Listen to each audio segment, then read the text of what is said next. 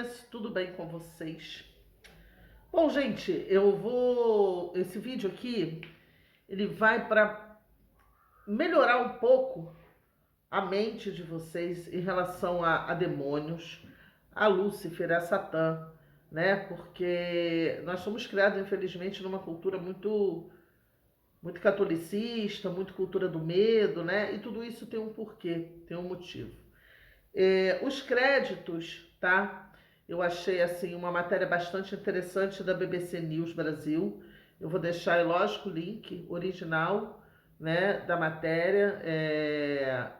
E eu achei assim extremamente interessante para trazer isso aqui para vocês, porque muitas vezes eu falo com o cliente sobre a gente trabalhar com o Daimon e vem toda aquela cultura do medo, né? Que, gente, vou ter que oferecer uma criancinha, vou ter que vender minha alma pro capeta. E aí, assim, né? Aqui na própria plataforma mesmo tem vários canais com historinhas. Ai, vendi minha alma para conseguir isso, para conseguir aquilo. Enquanto a coisa não é nada dessa forma. Então, com o verdadeiro objetivo de mostrar para vocês um pouco mais de profundidade, né, com estudos realmente, da onde se origina muitas bobagens que nos ensinam ao longo da vida, eu venho trazer esse vídeo para vocês, tá certo? Mais uma vez eu repito, os créditos são da BBC News Brasil e eu vou deixar o link na descrição do vídeo para quem quiser ir lá dar uma conferida, é legal, e deixar o like lá para eles também, para aqui também, para a luz, certo? Então vamos ao que interessa, vamos lá. Você já parou para pensar de onde veio a imagem que temos do diabo? Você já parou para pensar nisso? Não, né? Aquele ser vermelho com chifres, rabo e tridente. Então vocês se preparem, porque a história é bem mais complexa e fascinante do que você imagina. Tá certo? Vambora! No início, lá pelos anos 800, né, as primeiras representações de demônios eram bem diferentes. Em manuscritos antigos, como o encontrado na Alemanha, os anjos rebeldes eram quase idênticos aos anjos fiéis a Deus. A única diferença, e tinha uma diferença, era a falta daquela auréolazinha na cabeça. O diabo era um dragão enorme, mas seus companheiros caídos tinham asas, vestes longas, cabelos encaracolados, bem parecido mesmo com aqueles anjinhos do bem, aqueles que vivem com as arpinhas, que eu digo que se eu for pro céu eu vou quebrar um trem aqui na cabeça dos anjinhos. Um professor da PUC de São Paulo, espero falar o nome dele corretamente, Ed Suede Abumansur, explica que a imagem do diabo mudou muito ao longo da história, sempre ligada aos momentos políticos e sociais. Prestem atenção. Não existe uma linha reta de evolução das representações, mas elas se misturam, se contradizem. Até o século XI, o diabo era quase sempre retratado com uma aparência humana. Mas a partir do ano 1000, lá no Ocidente, ele começou a ficar mais feio, grotesco, uma mistura de humano com animal. E por que isso aconteceu? Isso aconteceu porque na Idade Média as pessoas tinham muitas ideias diferentes sobre o diabo. Cada um pensava uma coisa, né? Sobre o diabo. E as comunicações eram lentas, né? Não era como hoje, né? Tudo rápido via internet. O famoso escritor Humberto Eco, no livro História da Feiura, conta que só a partir do século XI o diabo ganhou cauda, orelhas de animal, barbicha de bode, patas e chifres, além de asas de morcego. Eco diz que é óbvio que o diabo deveria ser feio, porque o feio e o diabólico entram no mundo cristão com o Apocalipse de São João. Mas o diabo que conhecemos hoje, vermelho, com rabo, chifre e tridente, é uma construção que levou tempo. A partir do século XI, a igreja começou a organizar a figura do diabo.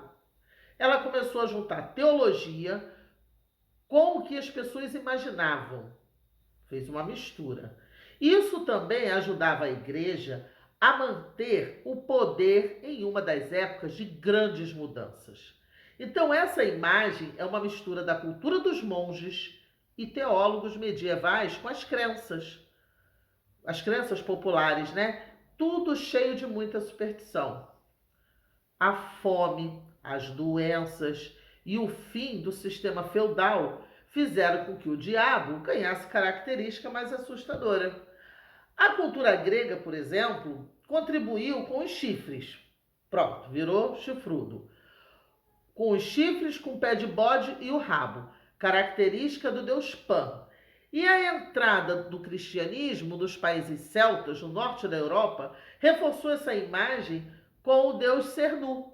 O teólogo Volney Berkenbrock, da Universidade Federal de Juiz de Fora, explica que a imagem caricata do diabo como um serzinho vermelhinho e chifrudinho foi uma forma do cristianismo combater as crenças greco-romanas.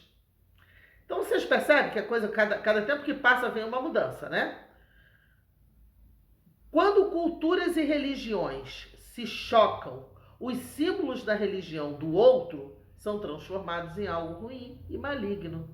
Assim, Satanás pegou emprestado característica daqueles que estavam sendo combatidos. Queres um exemplo? Vou te dar. O cristianismo deu chifres ao diabo por causa do deus grego Pan, né? Que era meio homem, meio carneiro e seduzia as jovens, né? O tridente, sabe de quem veio? De Poseidon, o deus grego dos mares. Essa estratégia de demonizar símbolos de outras religiões continua até o dia de hoje, gente. Até o dia de hoje. É um exemplo? É como algumas igrejas cristãs, hoje, veem Exu, da religião africana dos iorubanos, como demônio. Quantos aí, né? Ah, Exu é demônio. Exu não é demônio.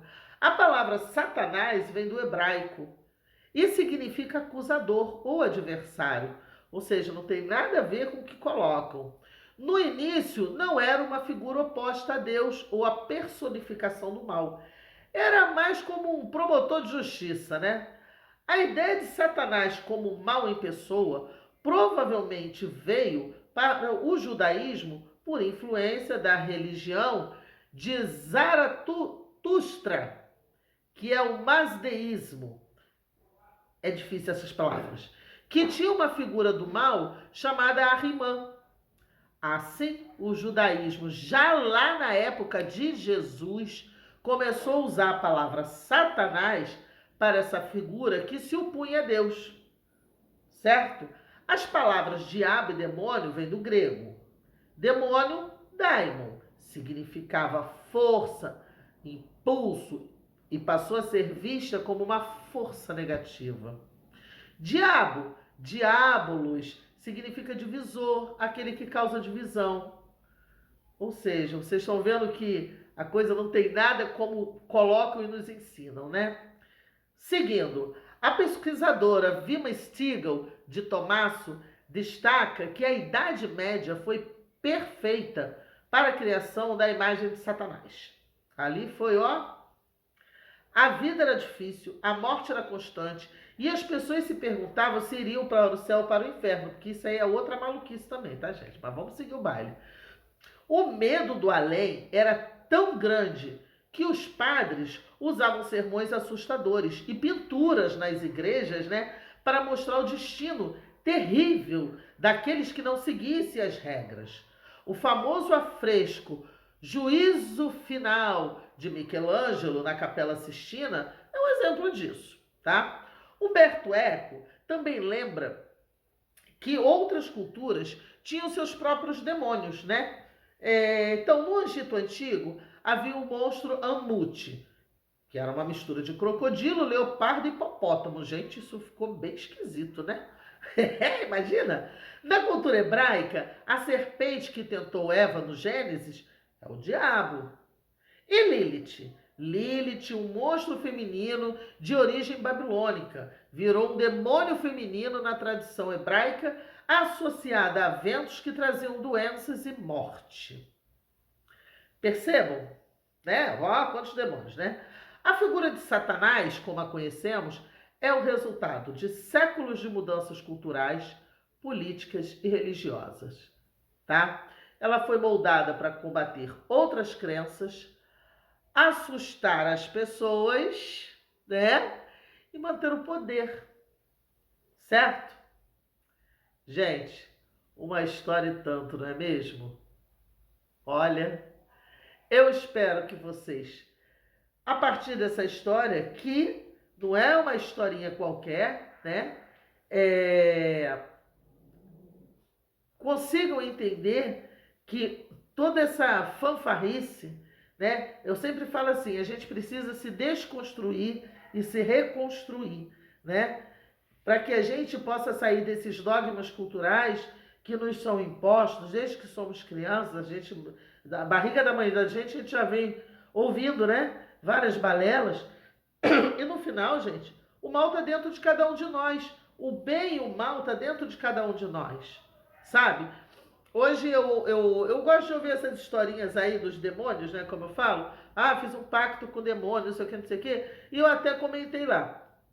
Porque na historinha, o demônio, a moça pediu ajuda, o demônio apareceu, botou ela rica, mas ela tinha que cumprir umas missões para ele, de separar não sei quem, falir empresa, não sei o quê.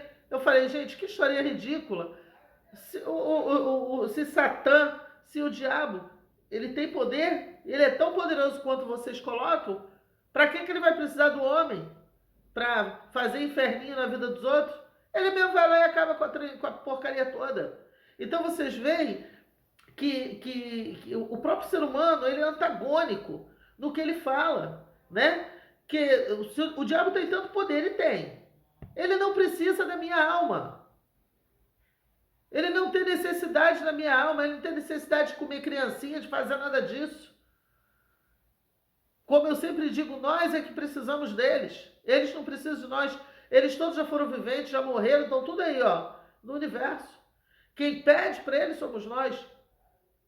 O diabo nunca bateu na minha porta para me pedir nada. Mas eu já bati na porta deles várias vezes. Então, assim, são tão antagônicos, são tão bizarros, né? E lógico, eu não posso julgar, porque um dia eu também já fui assim, de ter medo. Me lembro quando pactuei, eu pactuei, mas eu tinha medo, gente. Eu tinha medo. O mestre com quem eu pactuei, eu perguntei, posso colocar dentro de casa? Ele falou, pode. O meu é dentro de casa, meus altares dentro de casa. E eu fiquei assim, vou nada, vá que esse trem aí der ruim de madrugada, deixa do lado de fora. Levei tempos para ganhar confiança e trazer meus demônios para dentro de casa, que vivem dentro da minha casa. A minha casa é plena, tranquilo. Recebo sacerdotes aqui na minha casa e eles falam tudo, eles falam isso para mim. Eles falam, Luz, como a sua casa é leve. Que energia gostosa que é a sua casa. Tocaram uma macumba aqui, ó, no dia de São Jorge, no dia do Ogum. Tocaram uma macumba aqui dentro da minha casa nem barracão é. E só tinham sacerdotes, só tinham cabeções. Não tinha abiã, água de salsicha na cabeça, não. Tá? E todos eles saíram daqui e falaram, cara, que energia gostosa que é a sua casa. Então, assim, até eu chegar nesse nível, eu também precisei me desconstruir. Então, assim, amo trabalhar com os daimons, eles são maravilhosos, tá? A maldade está dentro de cada um de nós. Dentro de cada um de nós. Eu queimo quem me arrebenta e eu levanto quem me adoça. O bem e o mal está dentro de mim. Ah, mas Exu fez o mal. Exu está ali para trabalhar. Exu está ali para trabalhar.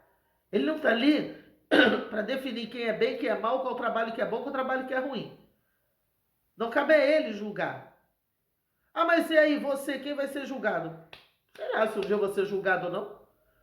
Se existir esse Deus do universo aí que todo mundo fala, eu coloco ele, eu cultuo ele no meio de deuses, tá? Mas eu compreendo que nós somos criados numa cultura em que ele é o Deus Supremo. Como um dia eu também já cultuei ele assim. Mas vamos lá. Se ele é o Deus Supremo, se a Bíblia foi escrita por ele, eu vou falar duas coisas aqui. Diz lá na Bíblia que não caiu uma folha de uma árvore sem que tenha permissão divina. Então até os demônios têm a permissão divina. Então a gente vai trabalhar com eles sim. Segundo ponto. Se lá na Bíblia diz que todos serão julgados de forma igual, mediante seus pecados, não importando qual pecado seja, ou seja, quem roubou, quem matou, estuprou, picou, tudo é pecado, tudo é igual e será julgado da mesma forma, isso não sou eu que estou falando, é o que está na Bíblia, então eu também serei julgada lá na frente. Paciência. Custo-benefício dos meus sentimentos. Mas torna a perguntar, o bem e o mal está dentro de quem? Está onde? Dentro de mim. Se pisou no meu calo, eu vou te atropelar. Não pisou no meu calo, tá tudo certo. Te mando beijinho. Não preciso chamar o diabo. Ô diabo, vem aqui, pega o teu mal, vai lá fazer mal pro fulano. Não. Ou o diabo, por sua vez, eu vou lá fazer mal pro fulano. Não. Se ele fizer o mal, ele vai fazer porque eu pedi para ele fazer. Assim como o Exu. Entendeu? Então, quem tem esse medo de trabalhar com daimons, né? Achando que vai perder a sua alma, que não sei o quê. Gente, sai disso. Essa história aí, que não é uma história, repito, crédito à BBC News Brasil, que é um estudo, né? Realista, que não é balelinha de igrejinha, ela retrata muito bem da forma que nós fomos criados, a cultura que nos foi imposta. Doutrinas religiosas só servem para nos colocar medo e para nos dominar.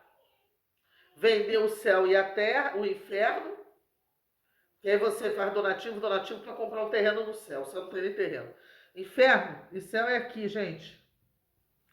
É aqui que a gente ou vive sorrindo, vive com saúde, vive com amor, com prosperidade, ou nós vamos viver aqui a tristeza, a doença, a miséria, enfim, tudo de ruim. Então, céu e inferno é aqui. Certo? Galerinha, deixa aí se vocês gostaram do vídeo, o que vocês acharam. Não esquece, curte, compartilha, ativa o sininho das notificações. Preciso que vocês deixem o like. A plataforma não está subindo meus vídeos porque vocês não estão deixando like, gente. Vocês assistem o vídeo e não deixam like. Não deixam um comentário. A plataforma entende que o vídeo não está prestando para ninguém. Então dá essa força aí para a luz, tá certo? Beijos!